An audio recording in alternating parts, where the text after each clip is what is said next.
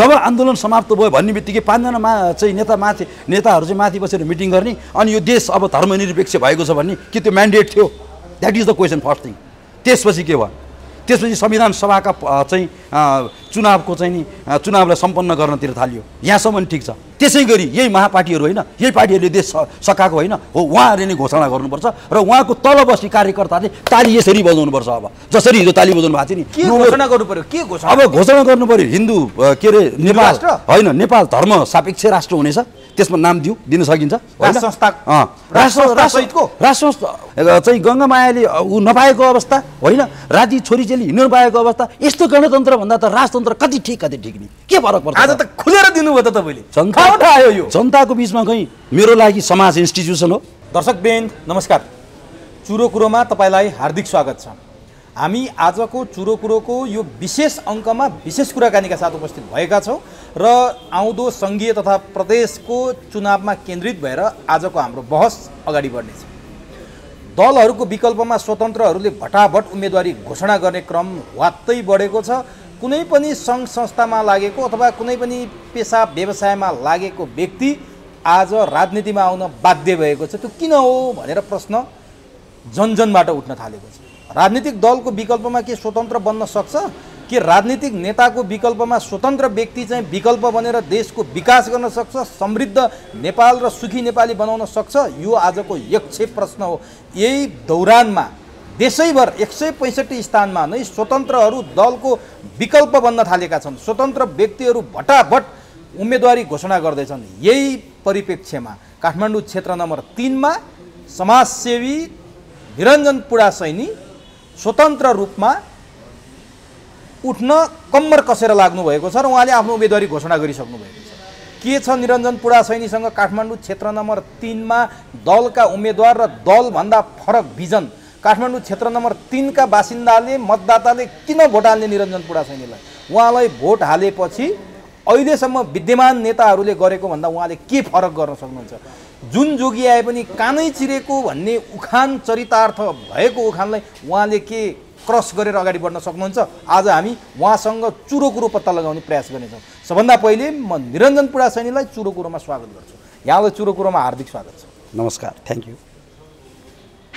मैले पृष्ठभूमिमै भने निरञ्जन पुडासैनी विद्यमान नेताहरूभन्दा यहाँ जतिले अहिलेसम्म 6वटा निर्वाचन भइसकेपछि यो प्रजातन्त्र पुनर्स्थापनापछि 6वटा निर्वाचनमा जति जितेर आउनुभयो, उहाँहरूभन्दा के मानेमा तपाईँ फरक हुनुहुन्छ? नाक, कान, मुख, अनुहार, तपाईँको शरीरको बनोट मात्रै फरक हो कि तपाईँसँग भिजन पनि फरक छ र तपाईँ यहाँको माननीय बन्न खोज्दै हुनुहुन्छ? मैले यहाँबाट सुरु गरेँ। धन्यवाद तपाईँलाई। मेरो खास केही पनि मिल्दैन उहाँहरूसँग।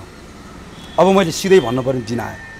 मेरो किन केही पनि मिल्दैन भने राजनीतिक दलले शासन गर्ने, राजनीतिक दलहरू एउटा सिद्धान्तमा चल्ने परिपाटी, एउटा वैधानिक आधारहरू हुन्। आजको डेटमा नेतृत्व गर्ने, देश चलाउने भन्ने राजनीतिक दलसँग सिद्धान्त छैन। उनीहरूले सिद्धान्त बेचेर खाइसकेको अवस्था छ। यस्तोमा तपाईँले मलाई सोध्नुभयो तपाईँ कसरी पृथक हुनुहुन्छ र के लिएर जानुहुन्छ भन्नुभयो। द फर्स्ट थिङ, मेरो त आफ्नो एउटा विचार छ र एउटा स्पष्ट प्रयोग नीति छ जुन म ठोक्का गरेर भन्छु उहाँहरूसँग छैन। द्याट इज द रिजन म राजनीतिमा आउन लागेको। के हो त्यो तपाईँसँग भएको फरक? मसँग भएको चाहिँ के हो भने तपाईँले मलाई लास्ट टाइमको इन्टरभ्यूमा तपाईँसँग सिद्धान्त के छ, दर्शन के छ भनेर सोध्नु भएको थियो। त्यसपछि मैले त्यसमा रिसर्च गरेँ। हो साँच्चै के छ त मसँग? मैले सबैभन्दा पहिला त मेरो मनको अनन्य गहिराइलाई सोधेँ। त्यसपछि म सहभागिताले विश्वास गर्ने मान्छे हो। मैले समाजलाई पनि सोधेँ हामीसँग एउटा परिधि रहेछ, हामीसँग त्यसलाई सिद्धान्त भनिने हुन्छ, विचार भनिने हुन्छ, दर्शन भनिने हुन्छ, तर त्यसलाई परिधि भनौँ। त्यो भनेको सत्यको मार्ग, सह अस्तित्व, न्यायिक इमान्दारिता र सभ्य सामाजिकीकरण सम्बन्धी निर्णयको कार्यान्वयन। यो सबैमा आजको नेतृत्व चुकेको छ। द्याट इज द रिजन म उनीहरूभन्दा पृथक छु। नेतृत्व चुकेको छ भनेर तपाईँले प्रश्न उठाइरहँदा अहिलेसम्म करिब 6वटा निर्वाचनमा आएको नेतृत्वभन्दा तपाईँ म फरक छु भनेर भनिरहनु भएको छ। एकदम यसो विचार गर्दा नि सर्वसाधारणले पत्तै हाल्ने अवस्था छैन। मान्छेले के सोच्छन् र तपाईँ स्वतन्त्रहरूप्रति प्रश्न के गर्न थाले भने माननीय बन्न रहर लाग्यो, संसदमा छिर्न रहर लाग्यो, उस्तै परे सांसद किनबेच गर्ने ठाउँ हो नेपाल, सत्ताको अदल बदलका बेला तपाईँहरूको बडो महत्त्व हुनेवाला छ त्यहाँ र ठुलो रकम हात पार्ने किनबेचमा संलग्न हुने उस्तै परे मन्त्री पदका लागि लड्ने त्यही रहरले हो कि अहिलेको यो दलदल जुन परिस्थिति छ यसलाई त्यहाँबाट मुक्त गराएर सुखी र समृद्ध नेपाल बनाउने सपना हो कि हो खासमा? यो प्रश्न धेरै एकदम राम्रो क्वेसन हो। यो स्वाभाविक क्वेसन पनि हो। किन भन्दा पहिला सुरु हामी जानुपर्छ मानवीय चरित्र भने के र मानवीय प्रवृत्ति भने के। एउटा मान्छेले कसरी सोच्छ, एउटा मान्छेले समाजमा जे देखाएको छ त्यही सोच्छ। एउटा मान्छे अर्थात् सर्वसाधारण जुन हजुरले भन्नुभयो उसले राजनीतिक नेतृत्वलाई कसरी देखाएको छ त पहिला सुरु त्यसरी हेर्नु पर्यो। राजनीतिक परिवर्तन सँगसँगै राजनैतिक नेतृत्व गर्ने चप्पल लाएर आएको माग्ने नेताहरूको हैसियत आज हेर्दाखेरि जनताले सोच्नु स्वाभाविक हो। यो म कसरी जोड्न चाहन्छु भने 46 सालमा ठुलै एउटा चाहिँ क्रान्ति आयो मानौँ, व्यवस्था परिवर्तन भयो, ठिक छ। अन्तरिम संविधानमा हामी गयौँ, ठिक छ। चुनाव भयो 48मा, ठिक छ। नेपाली कांग्रेस पार्टीले बहुमत लिएर आयो, सत्ता चलायो, ठिक छ। अब मेरो क्वेसन 51मा चाहिँ किन ढाल्यो त सरकार गिरिजाप्रसाद कोइरालाले? किन ढाल्यो भन्दा आफू आफ्नो पार्टीभित्र अल्पमतमा परेको शङ्का भइसकेपछि आफ्नो दास्ता अरूले नस्वीकारेको देख्दा अब भएन भनेर हौसिएर उहाँले ढाल्नुभएको पोइन्ट नम्बर 1 के हाम्रो देशमा प्रजातन्त्र आएको बेलाको कुरा हो यो। त्यसपछि मध्यावधि पनि भयो, ठिक छ। त्यसपछि के भयो त? त्यसपछि नेकपा एमाले लगभग ठुलो दल बन्यो र विभिन्न अरू पार्टीहरू पनि आफ्नो हैसियतमा स्थापित भए। त्यसपछि उनीहरूले मिलेर सरकार चलाए। तर सबैभन्दा विडम्बना कुरा के हो भने 46 सालमा जुन पक्षधर यो देशको सामन्ती हो, जुन व्यवस्था काम छैन भनेको पञ्चेहरूलाई शुद्ध प्रधानमन्त्रीको रूपमा स्वीकारे। कहिले नेपाली कांग्रेसले स्वीकार्यो, कहिले नेकपा एमालेले स्वीकार्यो। त्यो दुईटा हेरेर मलाई लाज लाग्यो। त्यसपछि 56 सालमा पनि हामीले एउटा चुनाव फेस गऱ्यौँ हैन। 56 सालमा चुनाव फेस गर्दाखेरि त्यहाँ एउटा इतिहास रचिएको थियो। त्यो इतिहास भनेको महाकाली सन्धि अर्थात् टनकपुरको सन्धिको कारणले गर्दाखेरि चाहिँ एमाले विभाजित भएको थियो। एमाले विभाजित भइसक्दा एकतिर राष्ट्रवादी शक्ति भनेर देखियो, एकतिर चाहिँ देश चलाउने शक्ति भनेर देखियो। ठिक छ, त्यसमा नजाउँ हामी। चुनाव उहाँले जित्नुभयो, दिन बित्दै गयो, भयो चाहिँ के त आखिरमा? त्यसपछि 62-63 सालको आन्दोलन आयो। 62-63 सालको आन्दोलनमा चाहिँ म के भन्न चाहन्छु भने त्यो आन्दोलनको नाराहरू के थियो? त्यो आन्दोलनमा जनताहरूले के म्यान्डेट दिएका थिए त्यसमा सर्वसाधारणले बुझ्नु जरुरी छ। हिजोको दिनमा त सर्वसाधारणले यो कुराहरू बुझेन होइन। तर जब 62-63 को आन्दोलन चाहिँ समाप्त भयो भनेर भन्यो नि, त्यसपछि के भयो? त्यसको माइक्रो लेभलमा कोही यो देशको विज्ञहरू गएको छ, यो देशको राष्ट्र म यो देशको छोरा हो भन्ने मान्छेहरू कोही गएको छ? त्यहाँ के भएको छ? सबैभन्दा पहिला धर्मनिरपेक्षको कुरा कहाँबाट आयो? जब आन्दोलन समाप्त भयो भन्ने बित्तिकै 5 जना चाहिँ नेताहरू चाहिँ माथि बसेर मिटिङ गर्ने अनि यो देश अब धर्मनिरपेक्ष भएको छ भन्ने के त्यो म्यान्डेट थियो? That is the question first thing. त्यसपछि के भयो? त्यसपछि संविधान सभाका चाहिँ चुनावको चाहिँ नि चुनावलाई सम्पन्न गर्नतिर थालियो। यहाँसम्म ठिक छ। संविधान सभाको बारेमा मेरो आफ्नै दृष्टिकोण छ। हुन त यो देशमा टप विज्ञहरू होलान्, नेताहरू टप जेल खाएका विभिन्न होलान् होइन। त्योभन्दा मैले किताबमा पढेको छु, समाजलाई अध्ययन गरेको छु। मेरो लागि इन्स्टिट्युसन समाज हो, पात्र किताब भनेको सबै नागरिकहरू हुन्। यसमा म के जोड्छु भने हिन्दुस्तानमा पनि संविधान सभा भएको थियो, त्यहाँ स्थापित हुनुहुने। हाम्रो देशमा स्थापित किन नगरे? नम्बर 1, हाम्रो देशमा चुनाव गरेको छ, त्यो पनि ठिक छ। चुनावबाट चाहिँ एउटा टाइटल प्राप्त भएको छ सभासद। सभासदको काम के हो? संविधान लेख्ने मात्रै काम हो नि। संविधान लेख्नको लागि उहाँहरूले के आधार बनाउनु पर्ने हो? उहाँहरूले जनताहरूबाट सुझाव लिनुपर्ने होइन। हामी सबले सुझाव दिएर पठाएको छौँ, उहाँहरूले त्यो सुझावहरू लिनुभयो। संविधान सभाले काम गर्न सकेन, कस्तो विडम्बना। दोहोरो संविधान सभा रे, यस्तो पनि हुन्छ?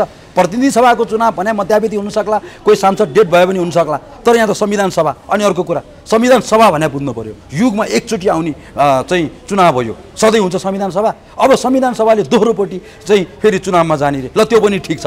त्यसपछि 2072 को संविधान हामीले पायौँ। त्यो संविधान पाउनु नै यो देशको घात रहेछ भन्ने कुरा मैले ठहर गरेँ आज। वाह निरञ्जनजी, तर यति कुरा बुझेको मान्छे आजसम्म कहाँ हुनुहुन्थ्यो? कुन दुलोमा हुनुहुन्थ्यो तपाईँ? देश यो दलदलमा पसेको कुरा तपाईँले 46 सालको परिवर्तन पछिको फेरि त कम्प्युटरको फोल्डरै खोल्नुभयो, तर तपाईँ कहाँ हुनुहुन्थ्यो? बाहिर बसेर रमिते भन्ने अनि आज आएर तपाईँले चाहिँ भाग खोज्न मिल्छ? एब्सोल्युटली सही कुरा गर्नुभयो। म बाहिर बसेर रमिते गरे होइन। कहाँ हुनुहुन्थ्यो तपाईँ? म एउटा सामान्य एउटा सार्वभौम नेपाली, एउटा किसानको बच्चो। म त एउटा आन्दोलन लागेको, म त्यसमा जान्न।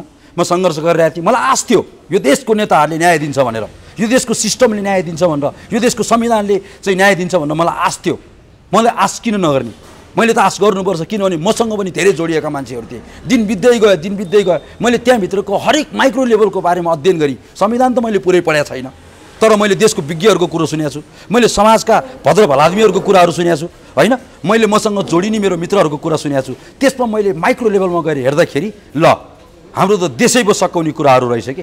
त्यो भने चाहिँ के हो भन्दा त्यसमा नजाउँ, अहिले एकछिन नजाउँला त्यसमा। तपाईँको कुरा मैले आगर्दा अलङ्कार बुझेँ। हाम्रो देश सकाउने धर्मनिरपेक्षता, हाम्रो देश सकाउने गणतन्त्र, हाम्रो देश सकाउने सङ्घीयता, यो तपाईँले भने एकदम। तपाईँ जुन कुरा चपाएर जिब्रो चपाएर बोल्नु भएको थियो यससँगीको अन्तर्वार्तामा, आज मैले नसोध्दै तपाईँलाई त्यो छटपट्टि भइरहेछ कति बेला उत्तर दिउँ भनेर, यही कुरा होइन तपाईँले पछि जाउँला भने? एकदम। के हो तपाईँको धारणा? ठोस धारणा लिएर आउनुभयो अहिले? अफकोर्स कहाँबाट दीक्षित हुनुभयो? दीक्षित भइन म। के भयो भने तपाईँलाई मैले इन्टरभ्यू दिँदाखेरि गणतन्त्रको सवालमा मेरो कुरा क्लियर आएन भनेर मलाई फोन कलहरू आए। त्यसपछि मलाई समाजका दाजुभाइहरूले बोलाए। मेरो क्षेत्रमा 13वटा वडा छ, लगभग मलाई 13वटाका दाजुभाइहरूले विभिन्न एङ्गलबाट मलाई बोलाए। म त्यहाँ गएँ। सबैले मलाई हेरेर इङ्कित गरेर के भने निरञ्जन, अरू त सबै ठिक हो, गणतन्त्रको सवाल आउँदा खुट्टा किन कमाएको भने। मलाई त अचम्म लाग्यो। मैले खुट्टा कुनै कमाएको होइन। मैले के मात्रै त्यतिखेर भन्न खोजेको थिएँ भने यो नेपालको संविधान अन्तर्गत रहेर म यो व्यवस्था अन्तर्गत रहेर म चुनाव लड्छु भनिरहँदा मैले आवाज उठाउनु हुँदैन कि भन्ने मलाई लागेर मैले नबोलाओ दाजुभाइ भन्न मैले भने। म आफू गएको भए छुट्टै कुरा हुन्थ्यो, उहाँहरूले बोलाउनु भयो। अब मैले सोधेँ, आज हिम्मतका साथ सोधेँ, म आउँदैछु त्यहाँ। मैले उहाँहरूलाई सोधेँ, अब भन्नुहोस् मैले भन्नुपर्ने चाहिँ के त? 44 वर्षमा छु म, यो देशले केही पनि दिन सकेन भनेर ठहर गरेको छु। मैले भन्ने चाहिँ के त? ल भन्नुहोस् मेरो दाजुभाइहरू भनेपछि उहाँहरूले मलाई कुराहरू राख्नुभयो। मैले अघि नै भने मेरो लागि इन्स्टिट्युसन समाज हो र मेरो लागि किताब भनेको नागरिकहरू हुन्। म एउटा ठाउँमा गएँ, त्यहाँ एउटा कुराहरू आए, म अर्को ठाउँमा गएँ, त्यहाँ अर्का कुराहरू आए, म अर्को ठाउँमा गएँ, त्यहाँ अर्का कुराहरू आए। यसरी सबैतिर घुमिसकेपछि मैले दिव्य ज्ञान प्राप्त गरेँ जस्तो मलाई लाग्यो। त्यो दिव्य ज्ञान भनेको के हो भने नेपालमा गणतन्त्र चाहिँ के एजेन्डा थियो त? फर्स्ट थिङ 2062-63 को आन्दोलनमा जङ्गलवादी शक्तिलाई सँगै मिलाएर लिएर जाने औपचारिक घोषणा समेत थिएन सुरुमा, होइन? तर पछि भिड बढ्दै गयो, देशमा जताततै बन्द, होइन? अब काठमाडौँ सेन्टर्ड माइग्रेसनको लेभल हाई थियो। गाउँ घरबाट चाहिँ मान्छे लखटेर काठमाडौँ ल्याइएका मान्छेहरू थिए। कतिजनालाई चाहिँ विवश पारेर ल्याइएका थिए। ती मान्छेहरूले सधैँ सहरमा आन्दोलन गरिरहँदा मैले एक दिन पनि गणतन्त्रको नारा सुनेको थिइनँ। मैले एक दिन पनि धर्मनिरपेक्षताको मैले नारा सुनेको थिइनँ। संहिता भन्ने शब्द त यो त एकदम सस्तो शब्द हो। यसलाई त एकचोटि नो भनेर नै क्यान्सल गर्न चाहिन्छ। यसमा नजाउँ, यसलाई अहिले एकैछिनमा सिद्धाउनु चाहिन्छ। तर यो भनेको नेसनल आइडेन्टिटीको कुरा हो, हामी सबैको आइडेन्टिटीको कुरा होइन। त्यसरी हेर्दाखेरि त नारै थिएन। अब मेरो क्वेसन के हो भने आन्दोलन सकियो, ठिक छ, अब त देशले शान्ति पाउने हो, हत्या हिंसा सकिया छ, एउटा विद्रोही शक्ति पनि आएको छ, एउटा चाहिँ वार्तामा आएको छ, म एउटा संसदलाई स्वीकार्छु भनेर आएको छ, ठिक छ, देशमा राम्रो कल्चरको सुरुवात होला भनेर मैले बुझेँ। मलाई त्यस्तो विश्वास भयो। तर अचम्म चाहिँ मलाई के लाग्यो भने सबैभन्दा पहिला यो देशबाट धर्म मासियो कि अचम्म लाग्यो। त्यतिखेर मैले केही नै बोलिनँ, किन भन्दा त्यसरी बोल्ने बेला थिएन, तातै थियो, बल्ल बल्ल विद्रोहीहरू आ भनेको थियो। अब धर्म सापेक्ष भए के निरपेक्ष भए के भनेर टोलमा पनि हल्ला गर्न थालेँ, ठिकै हो भन्ने लाग्यो। त्यहाँ पनि चुप लाग्यो। 64 संविधान सभाको चुनाव गरियो। तर के भनियो भने संविधान सभाको चुनाव गरेको चुनाव पछि बस्ने पहिलो बैठकले चाहिँ राज संस्थाको बारेमा चाहिँ निर्णय गर्ने भनियो। तर राज संस्थाले फाल्ने निर्णय गर्छ भने त्यो आन्दोलनै सक्सेस हुँदैन थियो। लेखेर राख्नुहोस् तपाईँ। किन म यो भन्दैछु भने आज त मलाई मेरो समाजले भन्यो नि यो कुराहरू। अनि राजा फाल्दैछ के, राजा फालिदियो, ठिकै छ। देशमा अब सामन्ती राजा भयो, यसले गर्न सकेन भनेर जङ्गलवादी शक्तिले भनेको थियो। यतापट्टि मलाई महाडेमोक्रेट्स भन्ने पुरा चाहिँ लोकतन्त्रको, राष्ट्रियताको, प्रजातन्त्रको, होइन, मुक्ति सेना चलाएको पार्टी हो नेपाली कङ्ग्रेस भनेको, यो बिर्सिनु हुँदैन फेरि, होइन? त्यसपछि चाहिँ हत्या हिंसाबाट आएको पनि पार्टी हो एमाले भनेको। अब उनीहरूले पनि भनिरहेको टोलमा एउटा घरमा काङ्ग्रेस, एउटा घरमा एमाले, मेरै घरमा त्यस्तै थियो। पछि सबैजना किन विद्रोह गर्ने भनेर सुन्दै गयो, हेर्दै गयो, बुझ्दै गयो। लास्टमा त एउटा एकदम ओपन प्लानिङ अनुसार उहाँहरू चल्नु भएको रहेछ। दुःख के लाग्यो मलाई भने त्यो प्रतिनिधि सभाको बैठकले संविधान बनाउन गएकोले चाहिँ पहिल्यै गणतन्त्र घोषणा गरिदियो कि मलाई त अचम्म लाग्यो। ठिक छ, गणतन्त्र चाहिन्छ। कस्तो गणतन्त्र चाहिँ हामीले हो भन्ठाने थियौँ त त्यतिखेर। घोषणा गर्यो, सबै जनताले माने। त्यो भने चाहिँ युनाइटेड स्टेट्समा पनि त छ नि गणतन्त्र, युरोपका नि धेरै देशहरूमा छ नि त गणतन्त्र, होइन? त्यहाँ त जनताले भोट हाल्छन्, फलानु राष्ट्रपति भन्छन्। यसलाई नेपालको टर्म्सले प्रत्यक्ष निर्वाचित राष्ट्रपति प्रक्रिया भन्छ। म यसमा जान्न, होइन? त्यस्तो गणतन्त्र होला भन्टाने। यहाँ त कस्तो गणतन्त्र रहेछ भने पार्टीहरूले चाहिँ विभिन्न कुराहरू, देशद्रोही नाराहरू ल्याउने, जित्ने, जाने, अनि उनीहरूकै भित्र बसेर भोट हाल्ने। जनताले चुन्ने गणतन्त्र ल्याउन अनि मानिन्छ? यो जनताले चुनेको गणतन्त्र हो? होइन नि। यो त सर्टेन दलहरूले, जसले देशद्रोह गर्छ नि, त्यो दलहरूले चुनेको गणतन्त्र हो। अब यो गणतन्त्र किन मान्ने? कसको अवस्था चाहिँ यहाँ सुध्रेर आएको छ? एउटै मात्रै इक्जाम्पल दिन्छु म तपाईँलाई। नेपाल 1960 सालमा नेपालको हैसियत के थियो? पढायो होला नि विज्ञहरूले। हामी त देवलोक हो। नेपाल भनेको देवलोक हो र अरू भनेको पाताल मुनि हो। वेदमा लेखेको छ पाताल मुनिकोले जहिले पनि एट्याक गर्थ्यो देवलोकलाई, त्यस्तै उनीहरूले एट्याक गरेको। राजतन्त्र भनेको, मैले राजतन्त्रको वकालत अहिले गरिरहेको होइन, मैले भनिरहेको के हो भन्दा त्यो गणतन्त्र ल्याउनु पछाडिको उद्देश्य के थियो भन्न मैले भन्न यो बुझाउन चाहिरहेको छु होइन। यसमा के रहेछ भने सुकुम्बासीको एउटा कुरा गरौँ न। नेपालमा चाहिँ सुकुम्बासीहरू छन्, नेपालमा सुकुम्बासीहरूलाई व्यवस्थित गर्न के चिजले रोक्यो त दललाई? त्यो दलले त्यही सर्वहारा व्यक्तिको होइन, त्यही चाहिँ वर्ग सङ्घर्षमा पीडित भएको व्यक्तिको म प्रतिनिधित्व गर्छु, तिनीहरूलाई दिन्छु भनेर आएको होइन। सुकुम्बासीको बारेमा डिसिसन गर्न 1 महिना लाग्छ, लगभग रिसर्च गरिसकेको छ, के चिजले गर्न सक्दैन भनिदिन्छ। यो जनता त्यहाँ गएन, त्यो त्यहाँ गएर होइन नि, खडा गरेको छ राजनीतिले सुकुम्बासी। यहाँ वास्तवमा नि सुकुम्बासी नै छैन, थोरै मात्रै सुकुम्बासी छ। मैले रिसर्च गरेको छु सुकुम्बासीको पक्षमा गएर, निकायमा बसेर मैले गरेको छु। त्यसै मैले बोलेको 0 लेभलको माइन्ड बोले हो र यो। यसमा त एउटा एकाडेमिक लेभलको माइन्ड बोलिरहेको छु भने एउटा घर नभएको व्यक्तिलाई पनि एउटा दिएर यति जग्गा भनेर दिन सक्दैन। अनि हामी चाहिँ वा गणतन्त्र भन्ने, द्याट इज द रिजन गणतन्त्रले केही पनि दिन सकेन, त्यही भएर गणतन्त्र काम छैन भन्ने मेरो ठहर हो। तपाईँले ठ्याक्कै ब्ल्याक एन्ड व्हाइटमा ठोस भाषामा भनिदिनुहोस्। धेरै व्याख्यात्मक टिप्पणी गर्नुभयो, मैले सुनिरहेको छु। यो गणतन्त्र र राज संस्थाको बारेमा तपाईँमाथि जुन प्रश्न उब्ज्यो, मैले गरेको प्रश्नभन्दा तपाईँका मतदाताले तपाईँलाई गरेको प्रश्न बडो गम्भीर रहेछ र तपाईँले यति लामो व्याख्यात्मक टिप्पणी गर्नुभयो। अब तपाईँ घर घरमा मत माग्न जाँदा, क्षेत्र नम्बर 3 का मतदाता सामु जाँदा के भन्नुहुनेछ? राज संस्था या गणतन्त्र, हिन्दू राष्ट्र या धर्मनिरपेक्षता, तपाईँले के भन्नुहुनेछ? यो क्वेसन राम्रै हो, हरेक कुरा ठ्याक्कै हुँदैन, कुरा त ठ्याक्कै आउँछ एन्सर, तर यसलाई म यसरी भन्छु अल्मलिनु पर्ने कारण अल्मलिएकै होइन। म यो कुरालाई ठ्याक्कै, किनभने पहिला जागरुक हुँदैन, कहिले उठ्दैन, सबैको लागि यो प्रश्नको उत्तर कहिले उठ्दैन। म यो कहिले नउठ्ने गरी एन्सर दिन्छु, तर मैले दिने उत्तरले जागरण ल्याउनु पर्ने हुन्छ। कम्ती पनि मैले एउटा प्रयास गरौँ न भन्ने मेरो विचार हो। हरेक कुरा एस्नुमा भन्यो अर्कै एन्सर हुन्छ, तर जागरण ल्याउने गरी जागरणको एन्डमा क्लाइमेक्समा म भनिहाल्छु नि। पहिलो कुरो धर्मनिरपेक्ष र सापेक्षताको कुरा आयो, राजतन्त्र र गणतन्त्रको कुरा आयो। फेरि सिम्पल छ नि भने, फेरि सिम्पल छैन।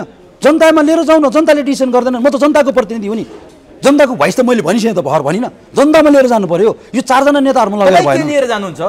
म त जनताको म्यान्डेट लिएर जान्छु, जनतालाई भन्छु जनता के हो भनेर म भन्छु उनीहरूलाई, उनीहरूले मलाई म्यान्डेट दिन्छ। त्यो जनमत सङ्ग्रह होइन नि, राज संस्था कि जनमत सङ्ग्रह बडो डेन्जर चिज हो। जनमत सङ्ग्रहबाट आउने होइन यो चिजहरू, मान्छेले बुझ्न जरुरी छ। जनमत सङ्ग्रह भने के? जनमत सङ्ग्रहमा जानुभन्दा अगाडि नेपालको फेरि जनगणना गर्नुपर्छ नि। फेरि सानो कुरा होइन यो, 0 लेभलको माइन्ड होइन निरञ्जन पुडा छैन यो। म तपाईँको लोकप्रिय मिडिया मार्फत भन्छु के हो जनमत सङ्ग्रह भने। आज चाहिँ पपुलेसन सेन्ससले दिएको सबै डाटाहरू ठिक छ, हु क्यान कन्फर्म?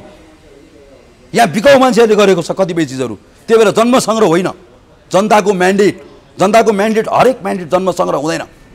जसरी एउटा कुरो, जसरी संविधान सभाको रूप नाममा उहाँहरूले राजतन्त्र या चाहिँ धर्मनिरपेक्ष भनेको थियो, त्यसै गरी यही महापार्टीहरू होइन, यही पार्टीहरूले देश सकाएको होइन हो, उहाँहरूले नै घोषणा गर्नुपर्छ र उहाँको तल बस्ने कार्यकर्ताले ताली यसरी बजाउनुपर्छ। अब जसरी हिजो ताली बजाउनु भएको थियो नि, घोषणा गर्नु पर्यो। के घोषणा? अब घोषणा गर्नु पर्यो हिन्दू के अरे नेपाल होइन, नेपाल धर्म सापेक्ष राष्ट्र हुनेछ, त्यसमा नाम दिन सकिन्छ। राज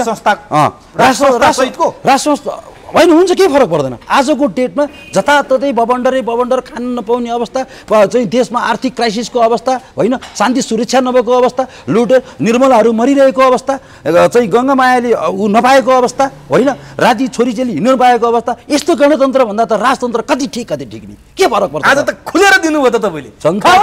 जनताको बिचमा कहीँ मेरो लागि समाज इन्स्टिट्युसन हो, मेरो लागि किताब भनेको हरेक नागरिकहरू हुन्, उहाँहरू सबसँग कुरा गरी। क्षेत्र नम्बर 3 मा 13 पुस्ताको मान्छे हो निरञ्जन पुडासैनी भनेको।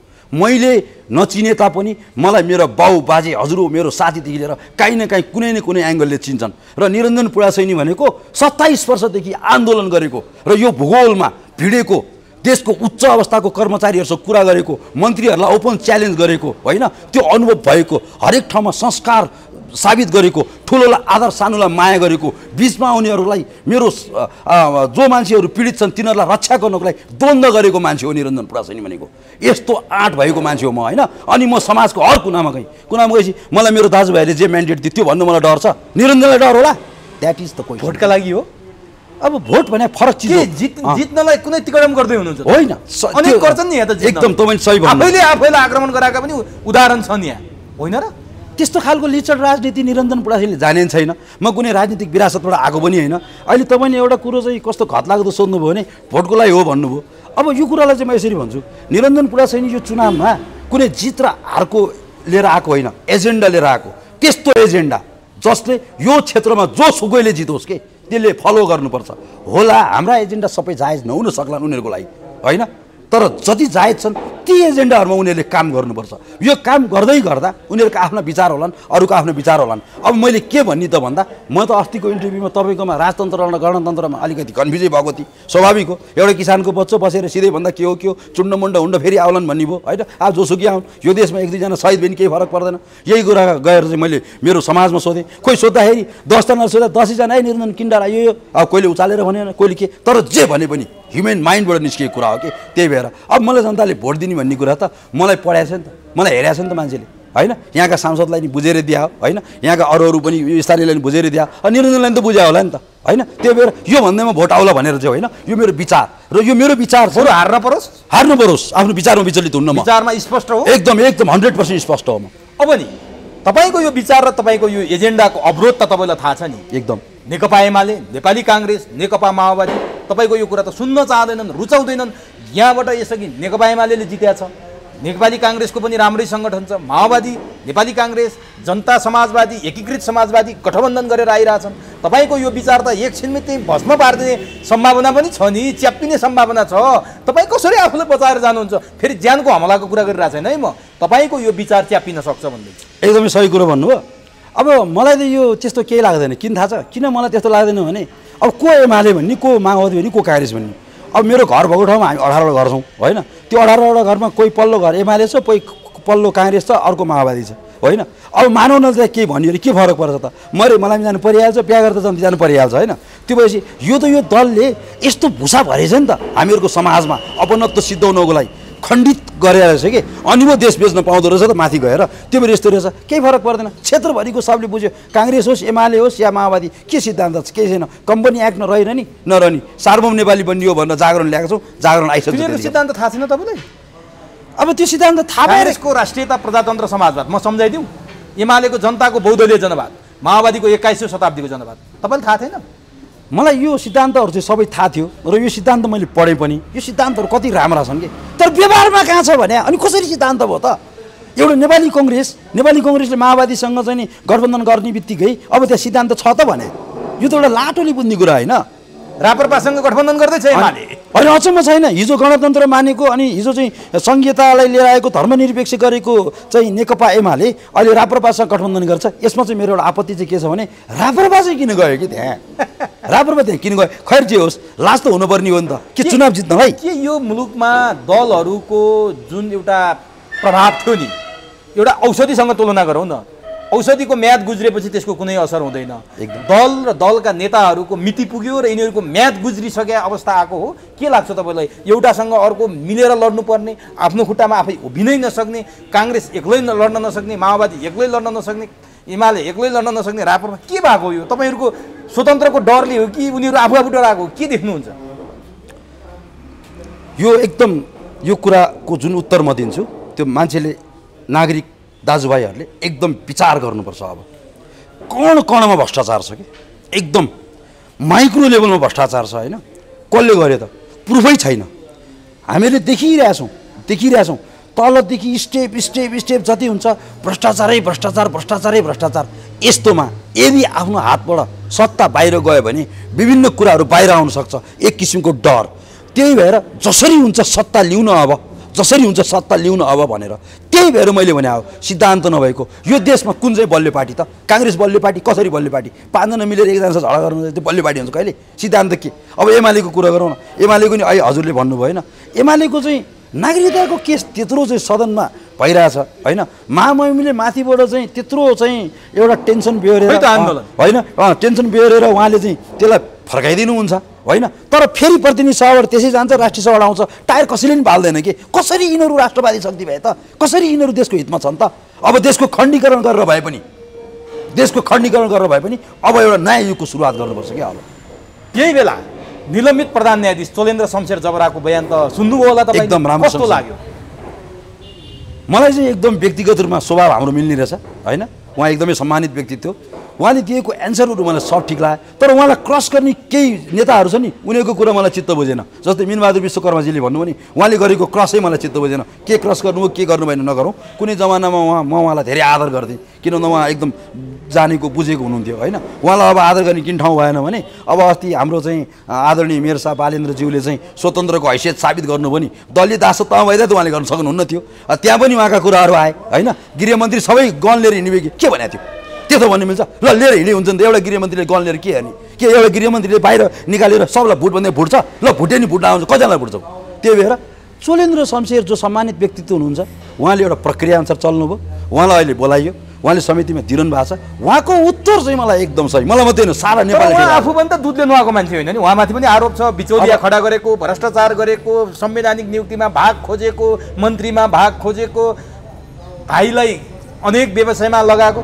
उहाँ चोखो हुनुहुन्छ र अनि उहाँ आफूमाथि त्यत्रो आरोप लाग्दा उहाँले जुन प्रश्न उठाउनु भयो नि आफूमाथि चाहिँ भैँसी हिँडेको नदेख्ने अर्काको जिउमा जुम्रा देखेर हुन्छ उहाँले यो देशमा कण कणमा भ्रष्टाचार छ यो संस्कृतिबाट प्रमोट भएर तलबाट माथि जाने हर कोही मान्छे शुद्ध हुँदैन यसमा 1% हुन सक्लान् होइन त्यो भावनाले अब उहाँका नि त्यस्ता पक्ष हुन सक्छन् देशको एउटा चाहिँ प्रधान न्यायाधीश जस्तो चाहिँ औदामा रहेर अहिले उत्तर दिइरहनु भएको चाहिँ महान व्यक्तित्व पनि हुनुहुन्छ उहाँका कमी होलान् कमजोरी होलान् त्यो विज्ञहरूले हेर्ने कुरा उहाँको त्यो भित्री बारेमा अहिले मैले बोल्नु त्यति ठिक तर उहाँले जुन आरोप लाउनु भएको छ त्यो हेर्दा त नेपाल राज्य त खोक्रो भइसकेको रहेछ खतम भइसक्यो त त्यस्तै छ निजामती त्यस्तै छ कार्यपालिका त्यस्तै छ को चोखो त माधव नेपालदेखि बाबुराम भट्टराईसम्मलाई ललिता निवासमा जोड्न लाग्दा मलाई महाभियोग लगाइयो भनेर उहाँले भन्नुभयो न्यायाधीशहरू जाँड खाएर भट्टीमा जाँड खाएर बवाल गर्छन् भनेर आफ्नै न्यायाधीशको नाम लिनुभयो 5 जना परमादेश जारी गर्नेहरूमाथि प्रश्न उठाउनु भयो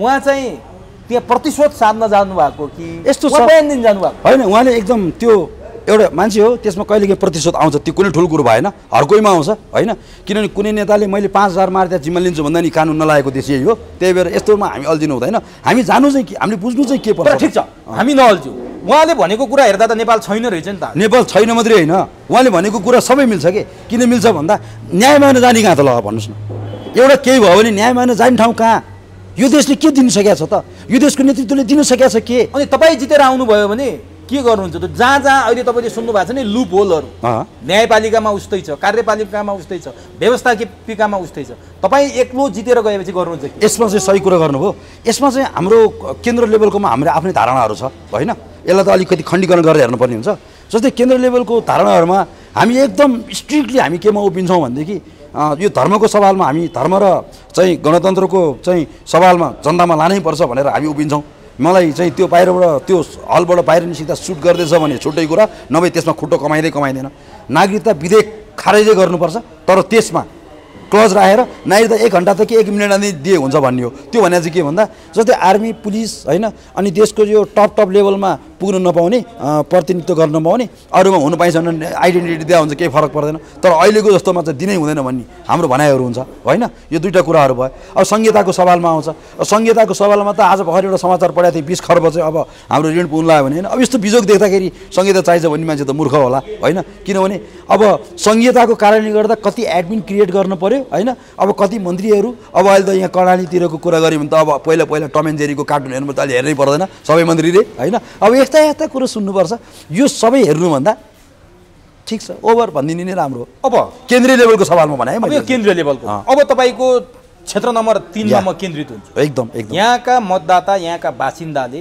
आजसम्म नपाएको कुरा आजसम्म भोगेको कुरा तपाईँले चुड्कीका भरमा समाधान गर्न त सक्नुहुन्न तर ग्रेजुअली क्रमशः तपाईँले यहाँका मतदाताले थाहा पाउने गरी उनीहरूले प्रभाव पर्ने गरी के दिनुहुन्छ उनीहरूले के खोजेका छन् तपाईँ के दिन सक्नुहुन्छ यो क्षेत्र नम्बर 3 मात्रै होइन देशमा खास कोही नि गरिब छैन कसैलाई खास केही आवश्यकता छैन मैले देखेको छु जसलाई आवश्यकता छ त्यसलाई म भन्दैछु होइन त्यस्तो मेरो एजेन्डै होइन त्यो आफै हुने चिज हो म आउँदैन त्यसमा यो देशमा खास गरिब कोही नि छैन जसलाई केन्द्रले दिनु पनि कसैलाई दिएन त्यो अर्कै पाटो भयो अब क्षेत्रमा केही समस्या छैन समस्या चाहिँ कसले निम्त्याएको छ त पहिला हेर्नु पऱ्यो नि आज जुन निकायहरू छ नि त्यो निकायले समस्या निम्त्याएको हो कि जस्तै ढलको कुराहरू आउँछ ढल नभएको हो र यहाँ ढल छ नि तर सबै इन्जिनियरिङ फेल छ कि त्यसको एउटा पोइन्ट चाहिँ मानेर त्यसलाई गर्न सक्छ कि त्यो आजसम्म सुरुवातै गरेको छैन म चाहिँ त्यसको रिसर्च गरिसकेको व्यक्ति हुनाले म त्यो ढलको जाम हुने समस्या समाधान चाहिँ म त्यो गराइदिन्छु नै के इज 100% ग्यारेन्टी कसरी भनेर अब यो टाइम धेरै किल नगरौँ त्यो मलाई छ म भन्छु तपाईँको योजना के छन् कि हाम्रो योजना भने यस्ता छन्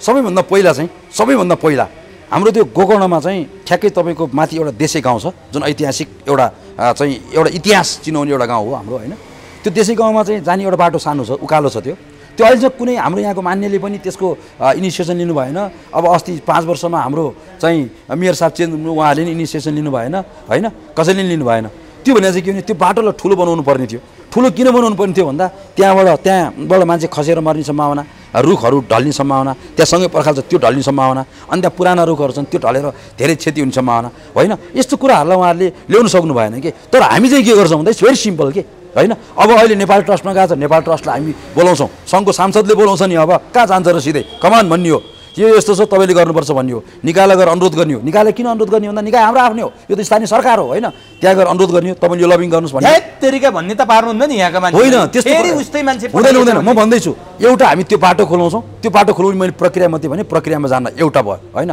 अर्को कुरा हाम्रो यहाँको आफ्नो चाहिँ संस्कृति छ कि आफ्नो आइडेन्टिटी छ आफ्नो पहिचान छ त्यो त सबै ठाउँमा हुन्छ होइन हाम्रो म भन्दैछु अहिले एउटा अचम्मको कुरा छ कि हाम्रो यहाँ एउटा शहीद पार्क छ थाहा छ नि तपाईँलाई म यो देशको हर कोही शहीदहरूलाई सम्मान गर्छु पशुपतिनाथलाई साक्षी राखेर भन्ने व्यक्ति हो निरञ्जन यसमा कुनै शङ्का भएन तर यज्ञडोलको नाम चेन्ज गरेर शहीद पार्क राख्यो कि मलाई त्यहाँ चाहिँ दुःख लागेको छ कि यज्ञडोल भने थाहा छ आज त्यसलाई जगडोलको नामले चिनिन्छ यो हाम्रो पहिचानहरूलाई मार्दाखेरि हाम्रो यहाँको निकाय अनि यहाँको राजनीतिक दलहरूले हेरेर बस्यो चाहिँ के यज्ञडोले राख्दा चाहिँ कसैको के जान्थ्यो त शहीद पार्क बनाउनुपर्छ कुनै अन्त गएर बनायो हुँदैन एउटा सँगै गोकर्णेश्वर छ होइन गोकर्णेश्वरमा श्राद्ध नगरिकन पितृ तर्दैनन् यो मैले भने होइन तपाईँ आज रामेश्वरमा जानुहोस् तिरुपतिमा जानुहोस् त्यहाँको पण्डाहरूले हामीलाई त्यो भन्छ त्यसको नजिक रावणले यज्ञ गरेको तपस्या गरेको एउटा तपोभूमिको नाम परिवर्तन गरियो कि त्यहाँ दुःख लागेको छ होइन आफ्नो तस्तै बनाउनुहुन्छ तपाईँ जे थियो त्यही बनाउनु 100% आफ्नो भूगोलको कला कौशल संस्कृतिको रक्षा गर्न सकिएन भने के यो भूगोलको छोरा मान्छे भन्ने हो गर्ने हो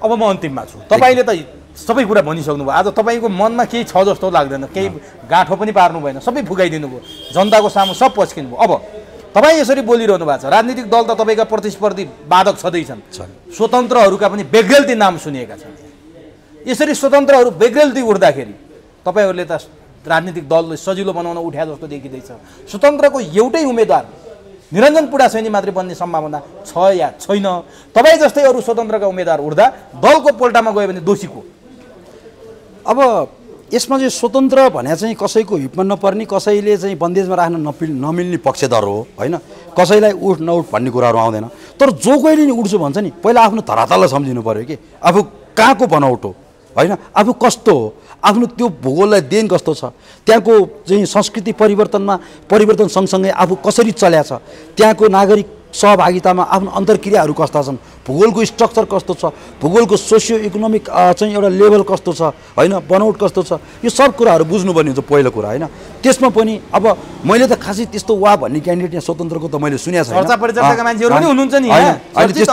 त्यस्तो त मैले सुनेको छैन उहाँहरू आउनुभयो भने पनि पहिला एकचोटि बुझ्ने हो हेर्ने हो होइन किन हेर्ने हो भन्दा जसले नि भन्न पाइन्छ आखिर उहाँहरूलाई पनि सायद देशको चिन्ता भएरै होला समाजको चिन्ता भएरै होला अब हामी चेन्ज गर्छु भनेर आउनुभएको तपाईँले भनेको क्वेसनमा चाहिँ म कहाँ सहमत छु भने यसरी स्वतन्त्र आफै लडिरहँदा कति दलको पल्ना जाने पो हो कि भन्नुभयो त्यो हुनसक्छ होइन कति त दलकै डिजाइनमा उठ्या छन् तपाईँ कसैको डिजाइनमा उठ्या त होइन नि यो आरोप चाहिँ आउन सक्छ होइन अब निरञ्जन पुडासैनी कसको डिजाइनमा उठ्या होला र होइन भन्ने कुरा त तपाईँले क्यामेरा लिएर सर्वे गर्दै जानु थाहा पाइहाल्नुहुन्छ नि म बनौट कस्तो म अहिले कस्तो छु होइन पहिला कस्तो थिएँ सबलाई थाहा भइहाल्छ नि आफ्नै स्वतःस्फूर्त हो एकदम निरञ्जन भनेको आफ्नो मनको गहिराइदेखि तय गरेर होइन हरेक दलहरूको सङ्गठनको हरेक व्यक्ति सबै अध्ययन गरेर विचार नम्स्यान भ्यालु सब हेरेर राष्ट्रिय स्तरको मुद्दामा उनीहरूको उपस्थिति प्रस्तुति सब हेरेर केही सहन नसकेर आफ्नो बाउको खान्छु अब झोलिकिन भन्छु अब म यो राष्ट्रको लागि गर्छु र यो समाजले वा भन्ने साबित हुन्छु भए हुन्छ नभए फेरि यसै गरी बिताउँछु भन्ने सोचमा आएको त्यही भएर मलाई कसैको असर पर्दैन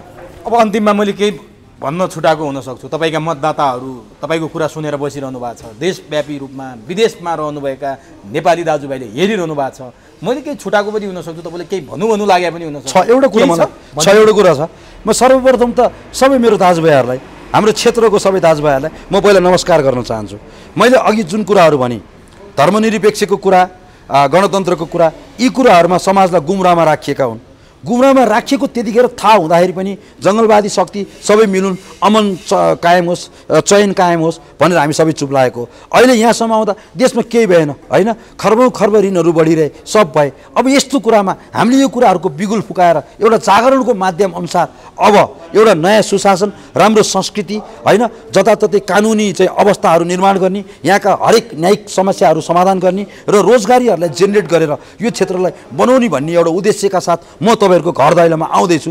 म त्यतिखेर आउँदा भोटको सवाल फरक होला, मलाई आशीर्वाद दिनुहोस् र हामी एउटा एजेन्डा, एउटा विषय र एउटा सिद्धान्तमा चल्छौँ। मैले भने सिद्धान्त भनेको सत्यको मार्ग, सह-अस्तित्व, त्यसपछि न्यायिक इमान्दारिता र व्यापक सहभागितामा आधारित निर्णयको कार्यान्वयन चाहिँ हाम्रो एजेन्डा हुन्छ। तपाईँहरू सबैको आशीर्वाद मलाई प्राप्त हुन्छ भन्नेमा म 100% कन्फर्म छु।